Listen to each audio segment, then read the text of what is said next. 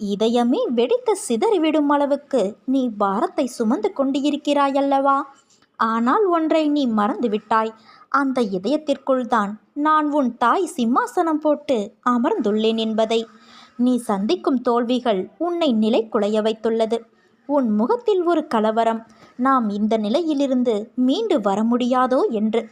நம்மை இதே நிலையிலேயே நம் அன்னை வைத்து விடுவாரோ என்ற பயம் உன்னுள் வந்துவிட்டது.